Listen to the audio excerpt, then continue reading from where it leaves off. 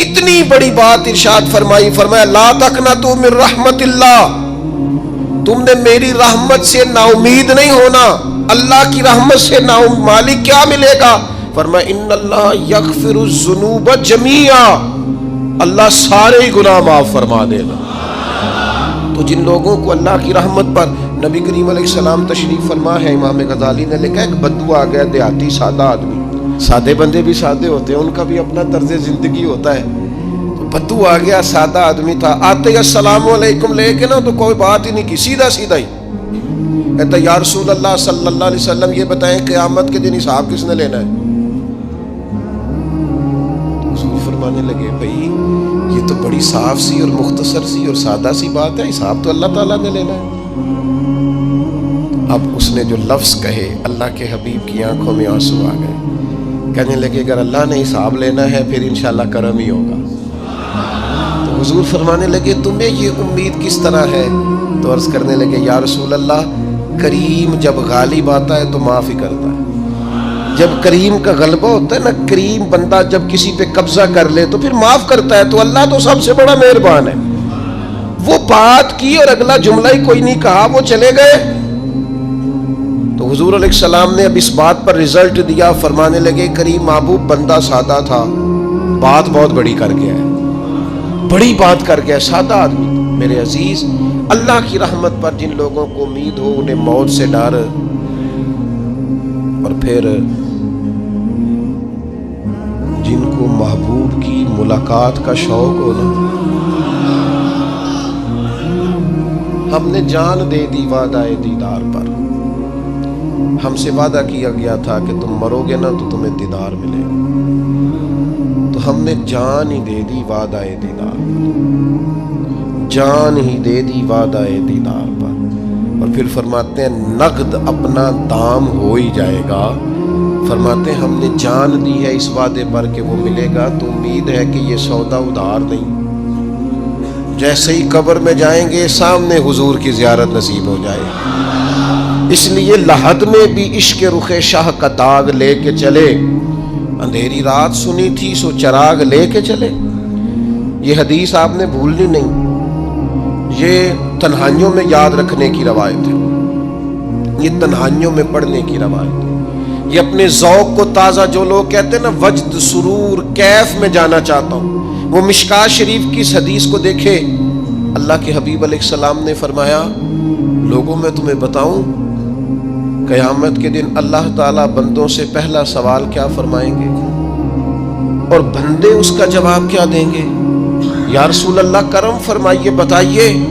تو کریم فرمانے لگے اللہ تعالیٰ قیامت کے دن بندوں سے سب سے پہلا سوال، اگرچہ بعض اور احادیث میں اور سوالات بھی آئے ہیں قیامت میں جو سب سے پہلے ہوں گے، لیکن اس حدیث میں یہ والا سوال حضور نے بیان فرمایا۔ حضور فرمانے لگے اللہ قیامت کے دن اپنے بندوں سے سب سے پہلا سوال یہ فرمائے گا کیا تم میری ملاقات کو پسند کرتے تھے؟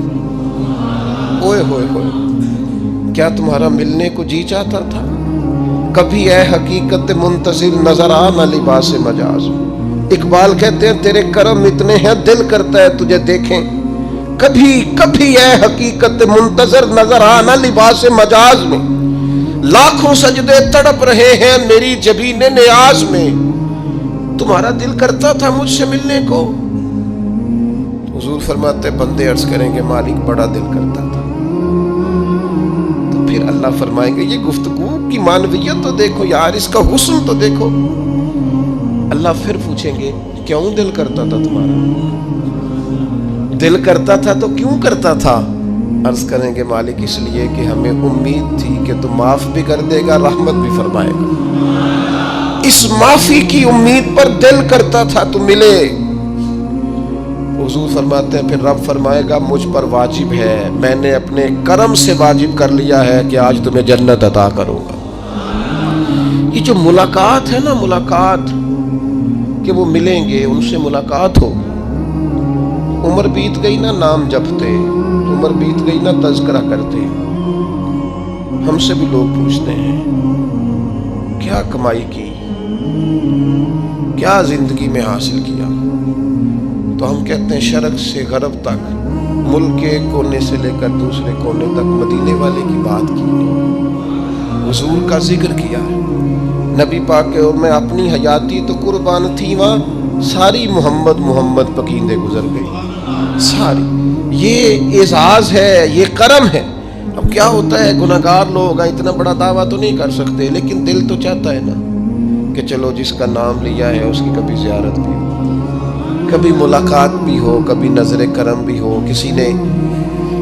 کسی نے اپنے محبوب سے کہا تھا کہ ذرا ایک نظر مجھ پہ بھی کیجئے، تو قریب بیٹھے ایک شخص نے کہا یار تو نے بڑا دعویٰ کیا ہے، جو محبوب ہوتے ہیں ان کو تکلیف نہیں دی جاتی، تو کہتا ہے پورا چہرہ ہی تیری طرف پھیرے۔ تو پھر اس نے اس درویش سے پوچھا کہ میں بھلا پھر کیا کروں، میرا دل تو میرا بھی کرتا ہے نا۔ چلو یہ تو آپ کی بات ٹھیک ہے کہ اب میں محبوب سے کہوں کہ اتنی تکلیف کرے کہ میری طرف پورا رخ پھیرے تو ٹھیک نہیں، تو پھر بتائیں میں کیا کروں؟ تو اس نے کہا ان راہوں میں کھڑا ہو جا جن راہوں کی طرف وہ کریم دیکھتا ہے۔ چلو اسی با کردار کو دیکھتے دیکھتے بیچ میں تیرے اوپر بھی نظر، مجھ پہ محشر میں نصیر ان کی نظر پڑ ہی گئی، مجھ پہ محشر میں نصیر ان کی نظر۔ اوئے ہوئے، اللہ کرے آپ کو بھی وہ لطف آئے جو مجھے آ رہا۔ کہتے مجھ پہ محشر میں نصیر ان کی نظر، یہ انتہائی عاجزی ہے کہنے والے کی۔ اس نے بالکل اپنے آپ کو ختم کر کے کہا کہ میں قابل تو نہیں تھا، اور میں پھر تکلیف دیتا کہ میری طرف دیکھیں، اسپیشل میرے لیے وقت نکالیں۔ پر کرم یہ ہوا کہ مجھ پہ محشر میں نصیر ان کی نظر پڑ ہی گئی۔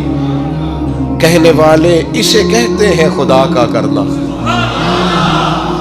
کہنے والے اسے کہتے ہیں خدا کا کرنا۔ اللہ نے کیا کہ نظر مجھ پر پڑ ہی گئی، اور جب پھر پڑ گئی تو تیری ایک نظر کا کمال ہے اور میری زندگی کا سوال ہے۔ بس جب پڑ گئی تو سو پھر پڑ گئی۔ موت سے وہ بندہ کبھی نہیں ڈرتا جسے ملاقات کا شوق ہو۔ ملنا چاہے داتا علی اجویری سے اور موت سے ڈرے، ملنا چاہے حضرت غوث پاک جیلانی سے اور پھر موت سے ڈرے۔ زندگی گزری ہو علی علی کرتے پھر موت سے ڈرے۔ عمر بھر سیدنا عثمان غنی کی سخاوت کی بات کی ہو اور پھر جنت میں جا کے ان سے ملنے کا شوق پیدا نہ کرے۔ ساری زندگی سیدنا فاروق کا عدل بیان کیا ہو، ساری زندگی ان کے انصاف کا تذکرہ کیا ہو، پوری امت کو بتایا ہو کہ اگر جینا چاہتے ہو تو عمر کے رستوں پر چلو، اور پھر یہ موت سے ڈرے اور مر کے جناب فاروق اعظم کی زیارت کو پسند نہ کرے۔ جسے صدیق کی وفائیں یاد ہو، جنہیں جناب ابو بکر صدیق کا عشق یاد ہو، وہ پھر ان کی زیارت نہ کرنا چاہے اور ساری عمر حضور کی نعت پڑھی ہو۔ مانا نہیں آتا تھا پھر بھی کہا بلغ العلا بکمالہ کشف الدجا بجمالہ حسنت جمیع خصالہ صلو علیہ والہ سے نہیں ترجمہ آتا تھا، پر جب بھی کو پڑھتا تھا یہ بھی جھومتا تھا مولا یا صلی وسلم دائماً۔ میں آپ کو بتاتا ہوں، توتلا آدمی، توتلا اور دیوانہ مجذوب بیچارہ، سمجھ نہیں، توتلا بولنا بھی ٹھیک نہیں آتا۔ مجھے نماز کا سلام پھرا تو وہ جلدی آ گئے، وہ ایک مجذوب آدمی تھے، سادے تھے، تو سلام لی تو کہنے لگے میں گل کرنی سی۔ تو میں نے ان سے کہا کہ تھوڑی دیر کے بعد ملتے ہیں۔ سادہ آدمی ہے، اللہ مجھے معاف کرے، میں کوئی نقل تو نہیں ان کی اتار سکتا۔ اس زبان کو ہم توتلی نہیں کہتے، ہم اس زبان کو بلالی زبان کہتے ہیں۔ یہ بڑی خوبصورت زبان ہوتی ہے۔ یہ جو توتلے لب و لہجے ہوتے ہیں نا، وہ جب بچہ پوری طور پہ اماں نہیں کہہ سکتا، توتلا ہوتا ہے، تو کوئی مزہ آتا ہے اماں کو اماں کہلوانے میں۔ جب وہ پوری طور پر باپ کو بابا نہیں کہہ سکتا اور توتلا ہوتا ہے تو کوئی مزہ آتا ہے کہنے میں۔ وہ جب دادی نانی دادا کہتا ہے تو دادے کا دل کرتا ہے یہ 100 بار کہے، چونکہ اسے کہنا نہیں نہ آتا، لیکن اس توتلاہٹ میں جو اس کو لطف آتا ہے۔ مجھے بڑے لوگ آ کے شعر سناتے ہیں، میں نے بڑے خوشگلو نعت خانوں سے زندگی میں سنا ہے۔ وہ صاحب میرے پاس آئے اور میں نے کہا بعد میں ملیں گے، تو سادہ آدمی ہے، مجذوب ہے، پورا شعور نہیں رکھتا۔ مجھے کہنے لگا مصطفیٰ جان رحمت کے بعد، مصطفیٰ جان رحمت پہ لاکھوں سلام کے بعد، یعنی معنی یہ تھا کہ سلام کے بعد۔ تو اب بڑے بڑے سریلے بندوں سے بھی بندہ سنتا ہے میرا دل کرے، اور میں نے جان بوجھ کے ان سے کہا دوبارہ کیا آج ذرا، کیونکہ توتلے تھے نا، میں نے کہا تو کہنے لگے مصطفیٰ جان رحمت پہ لاکھوں سلام کے بعد وہ میرے عزیز یاد رکھو ساری زندگی حضور کی نعتیں پڑھی، نبی پاک کے تذکرے سنے، اب موت سے ڈر جائیں؟ حالانکہ موت تو ایک پل ہے، پل سے گزریں گے تو سامنے اللہ کا دیدار بھی ہوگا، مدینے والے کی زیارت بھی نصیب ہوگی، تو زیارت ہوگی، اور ہر نظر کانپ اٹھے کہ محشر کے دن خوف سے ہر کلیجہ دہل جائے گا، اوڑھ کر کالا جبہ وہ آ جائیں گے اور سارے محشر کا نقشہ بدل جائے گا۔ یہ موت کا خوف نکالنے والی چیزیں ہیں، ڈر۔ اچھا مجھے ایک بات بتائیں، یہ میں امید کی بات کرنے لگا ہوں، چلیں اب یہ بات تو مشکل ہے پر کرنی پڑے گی، مجبوری ہے۔ کبھی کبھی ابا جی سے مار بھی پڑ جاتی ہے بندے کو، گھر میں کوئی 2-4 لگ بھی جاتی ہیں، تو اس وقت نا جو سب سے بڑا سہارا کسی کو نصیب ہوتا ہے وہ یہ ہوتا ہے کہ اللہ کرے اماں گھر میں موجود ہو۔ اور میں نے دیہاتوں میں کئی مائیں ایسی دیکھی ہیں جو بیٹے کے حصوں کی مار کھاتی ہیں، ابا نے ڈنڈا لے لیا ہے بیٹے کی غلطی پہ، اب اماں بیچاری سامنے ہو گئی ہے، 2-4 اس نے بھی کھا لی۔ یہ بات آپ سمجھیں، موت کا خوف نکالنے کے مفہوم میں بات عرض کر رہا ہوں، اماں موجود ہونا گھر میں تو ابا سختی بھی کرنے لگے تو کسی وقت احساس ہوتا ہے کہ جناب یہ سختی نہیں ہوگی کیونکہ میری اماں، اور اماں پوری وکیل بن جاتی ہے، کہنی تو نہیں پتا وہ ہو گئی غلطی، وہ فلانے دے منڈے نے خراب کیتا ہے، حالانکہ ہو سکتا ہے اس نے اس کو بھی خراب کیا ہو، لیکن وہ اماں وکیل ہے، وہ وکالت کر رہی ہے اور وہ بے لوث کر رہی ہے، ہوتا ہے ایسے۔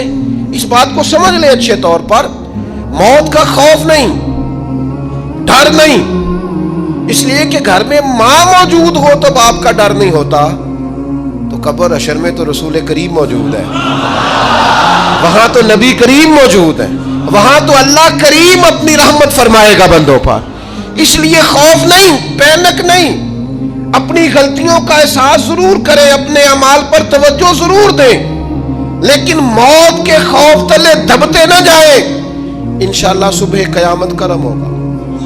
میرے نبی پاک علیہ الصلوۃ والسلام نے تو فرمایا ہے بس ہم نے ایمان کامل لے کے جانا ہے دنیا میں، حضور نے فرمایا ہے جس طرح 14ویں رات کا چاند چمکتا ہے اس طرح میرے غلاموں کے چہرے چمکیں گے قیامت کو۔ اللہ کے رسول صلی اللہ علیہ وسلم فرماتے ہیں جسم کے جن جن حصوں پر وضو کا پانی لگتا رہا وہ قیامت میں چمکیں گے، دور سے لوگ ان کا نور دیکھیں گے، پتہ چلے گا وہ محمد عربی کے غلام آ رہے ہیں، یہ کرم ہوگا صبح قیامت، یہ عطائیں ہوں گی۔ اس لیے مومن موت سے ڈرتا۔ سیدنا بلال حبشی رضی اللہ تعالیٰ عنہ، آخری وقت ہے، نزع کا عالم طاری ہے، اور یہ گفتگو دیکھیں غلاموں کی، آپ کی اہلیہ رو پڑی، کہنے لگی ہائے ہائے افسوس۔ حضرت بلال فرمانے لگے کیا ہوا؟ کہنے لگی افسوس ہے کہ آپ دنیا سے جا رہے ہیں۔ تو حضرت بلال نے مضمون ہی بدل دیا، سوچ کا زاویہ ہی بدل دیا، فرمانے لگے یہ افسوس کا مقام نہیں، یہ تو خوشی کا مقام ہے، اس لیے کہ میری آج آنکھیں بند ہوں گی، قبر میں کھلیں گی، مدینے والے محبوب سے بھی ملوں گا، حضور کے غلاموں سے بھی ملوں گا صلی اللہ تعالی علیہ وسلم۔ تو موت تو مقام مسرت ہے، اور اگر یہ مل جائے زندگی میں، ایک بدو ایمان لے آئے، ابن ماجہ میں موجود ہے، حضرت ابو ہریرہ رضی اللہ تعالیٰ عنہ حدیث کے راوی ہیں، فرماتے ہیں ایک بدو ایمان لائے اور انہوں نے حضور علیہ السلام کے ساتھ ہجرت بھی کی، ابن ماجہ میں موجود ہے۔ تو نبی پاک علیہ السلام نے نا انہیں ایک صحابی کے ساتھ کر دیا، وہ ان کے کام کاج میں مصروف ہو گئے ان کے ساتھ۔ تو حضور علیہ السلام نے نا ایک جگہ سے مال غنیمت آیا، تو طریقہ مبارکہ یہ تھا کہ مال غنیمت میں سب کو حصہ دیا جاتا تھا، اگرچہ وہ جہاد پہ نہیں گئے لیکن حضور نے انہیں بھی حصہ دیا، تو وہ صحابی تو رو پڑے، عرض کرنے لگی حضور میں اس کے لیے تو ایمان نہیں لایا تھا۔ حضور نے فرمایا پھر بتائیے، گرچہ حضور جانتے ہیں کس لیے لائے تھے؟ عرض کی حضور میں تو اس لیے ایمان لایا تھا کہ میں رب کی راہ میں لڑوں گا اور میں اپنی جان پیش کروں گا، میں شہادت کے لیے ایمان لایا تھا، مجھے یہ مال دولت نہیں چاہیے۔ تھوڑی ہی دیر گزری کہ ایک اور مارکے کا اعلان ہو گیا، جنگ کا اعلان ہو گیا، حضور نے فرمایا چلو، وہ گئے، اور چند ہی لمحے گزرے کہ وہ میدان میں اترے اور پھر شہید ہو گئے. صحابہ کرام ان کی مقدس لاش مبارک کو اٹھا کے محبوب کے قدموں میں لائے تو نبی کریم نے کیا خوبصورت بات ارشاد فرمائی. حضور فرمانے لگے دیکھو اس نے اللہ کی تصدیق کی ہے تو رب نے بھی اس کی تصدیق فرما دی. اور پھر یہ دو جملے محبوب کہتے کہتے اٹھے اور پھر حضور نے اپنا جبہ مبارک اتارا اور اتار کے فرمایا اس بندے کو نہ اس جبے میں کفن دے دو, اس میں اسے کفن دو, اس لیے کہ تو شہادت کے لیے ایمان لایا, موت کی آنکھوں میں آنکھیں ڈال کے جیا, اپنی زندگی کمزور نہ گزاری. مسلمانوں پہ کافر کا رعب طاری ہو گیا ہے. ایک تو ہوتا ہے نا کہ کوئی مدد کرنا, کوئی آگے بڑھنا, فلسطین کا نام تک نہیں لے رہے حکمران زبان سے, ذکر تک نہیں کر رہے, چینل ذکر نہیں کر رہے. اتنا رعب, اتنا کفر کا خوف, صرف اس لیے کہ ہمیں موت کا ڈر ہے. مر جائیں گے تو بستر پہ نہیں مریں گے, بیماریوں سے نہیں مر جاتے لوگ. خدا کے بندو اپنی زندگی میں اتنا خوف اگر موت کا پیدا کر لو گے. حضرت سعید ابن جبیر رضی اللہ تعالیٰ عنہ بہت بڑے فقیہ تھے. حجاج بن یوسف نے بلایا اور کہنے لگا میں تمہیں موت دینے لگا ہوں, مار دوں گا تمہیں. بڑا ظالم آدمی تھا, بڑے لوگ اس نے قتل کیے تھے. حضرت سعید رضی اللہ تعالیٰ عنہ مسکرا پڑے اور غصے میں آیا, کہنے لگا کیوں ہنستے ہو؟ فرمانے لگے تو بڑا بیوقوف ہے, تجھے کس نے کہا زندگی اور موت تیرے ہاتھ میں, یہ تو تب آئے گی جب میرا رب چاہے گا. کہنے لگا لے جاؤ ان کو اور جا کے قتل کر دو. تو وہ جب جلاد لے جا رہے تھے تو آپ اور کھل کے مسکرائے, ہنسے. یہ آپ کی طاقت ہے کہ موت کو دیکھ کے مسکراہٹ ہو, لبوں پہ تبسم, رقصہ ہو, مسکرائے. جب آپ مسکرا رہے تھے تو اس کو اور غصہ آیا, واپس بلایا. کہنے لگا مسکراتے کیوں ہو؟ فرمانے لگے تیری جرت پہ مسکرا رہا ہوں اور اس بات پہ مسکرا رہا ہوں کہ رب کتنا بے نیاز ہے, تیرے جیسے لوگوں کو بھی مہلت دے رکھی ہے. کتنا بے نیاز ہے, تیرے جیسے لوگوں کو مہلت دے. اور غصے, کہنے لگا میرے سامنے قتل کرو. حضرت سعید ابن جبیر رضی اللہ تعالیٰ عنہ نے منہ کعبے کی طرف کر کے پڑھنا شروع کیا, انی وجہت وجہی للذی فطر السماوات والارض حنیفا وما انا من المشرکین. آپ یہ پڑھ رہے تھے تو کہنے لگا اس کا منہ کعبے سے پھیر دو.